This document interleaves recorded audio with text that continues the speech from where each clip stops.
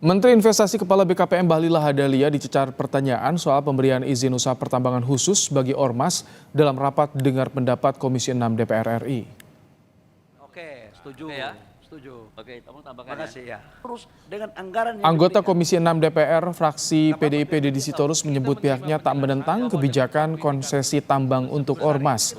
Namun ia mempertanyakan selain Ormas banyak pihak lain yang berjasa memperjuangkan tanah air, namun tak mendapatkan jatah yang sama, misalnya Legiun Veteran dan masyarakat adat. Kan menargetkan 800. Oke, setuju. Oke ya. Pertanyaan saya adalah kalau melihat argumen Pak Menteri bahwa apa salahnya kita memberikan konsesi tambang kepada ormas keagamaan yang sudah berjuang untuk Republik. Kemudian saya terpikir Pak, kan banyak pihak lain yang berjuang dan berdarah-darah untuk kemerdekaan kita. Di mana Legiun Veteran Republik Indonesia di sana Pak, yang sampai hari ini nggak dapat bulanan Pak. Juga masyarakat di pinggiran tambang itu Pak, kapan akan dihargain hak mereka juga untuk menikmati kekayaan alam itu Pak? Apakah hanya karena ormas-ormas keagamaan ini quote and quote dia nggak berjasa dan kemudian juga katakanlah dalam konteks politik memang itu diperlukan. Tetapi keadilan yang paling mendasar itu dibutuhkan orang-orang di sekitar tambang, Pak. Masyarakat adat.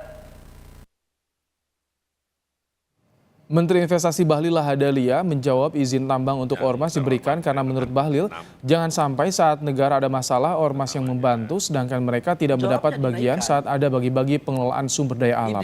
Bahlil bilang pemerintah akan mendampingi Ormas mencari rekan yang baik dalam mengelola tambang. Beban target investasi naik, tapi dibarengi dengan kenaikan anggaran. Jangan sampai pada saat bangsa ini masalah, tokoh-tokoh ini dikedepankan untuk menyelesaikan masalah. Pada saat bangsa ini dibagi-bagi sumber daya alamnya, mereka jadi penonton. Selama ini kita lakukan sesuai dengan kaidah norma dan mereka jaga lingkungan, jaga pajak, bayar pajak, kenapa tidak? Yang penting disitulah kehadiran pemerintah untuk mendampingi mereka dalam rangka mencari partner yang baik, yang tidak dimanfaatkan, tetapi bisa melakukan sharing profit yang baik. Tujuannya apa? Agar organisasi kemasyarakatan ini bisa mendapatkan dana yang independen, halal dan mandiri untuk bisa membiayai program-program mereka. Sementara tidak semua ormas setuju untuk menerima pemberian konsesi tambang. Meskipun PBNU menerima tawaran konsesi tambang, penolakan disuarakan oleh jaringan masyarakat NU alumni Universitas Gadjah Mada Yogyakarta. Dalam pernyataan sikapnya, mereka berharap NU tidak mengambil izin tambang yang diberikan oleh pemerintah karena jelas bertentangan dengan isu keadilan lingkungan yang diperjuangkannya. Hingga saat ini, petisi penolakan telah ditandatangani lebih dari 60 orang. Salah seorang inisiator petisi, Heru Prastia menyebut aksi penolakan ini adalah murni gerakan moral dari kalangan Nahdliyin di akar rumput.